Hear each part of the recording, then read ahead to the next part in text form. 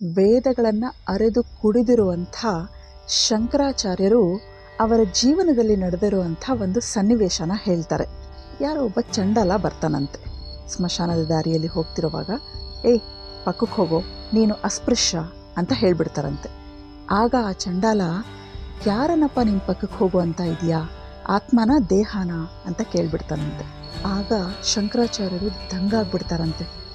ಏನಿದು, ನಾನು ಇಷ್ಟೆಲ್ಲ ವೇದಗಳನ್ನು ಅಧ್ಯಯನ ಮಾಡ್ಕೊಂಡಿದ್ದೀನಿ, ಇಷ್ಟೆಲ್ಲ ವೇದ ಪಂಡಿತ ಅಂತ ಹೇಳ್ಕೊಳ್ತೀನಿ, ವೇದಗಳ ಮೇಲೆ ಇಷ್ಟು ರಿಸರ್ಚ್ ಮಾಡ್ತಾ ಇದ್ದೀನಿ, ನಾನು ಎಂಥ ಕೀಳಮಟ್ಟಕ್ಕಿಳಿದು ಎಷ್ಟು ಸಣ್ಣ ಮಾತಾಡಿಬಿಟ್ಟೆ. ನಾನು ಯಾರನ್ನ ನಾನು ಅಸ್ಪೃಶ್ಯ ಅಂತ ಹೇಳಿಬಿಟ್ಟೆ.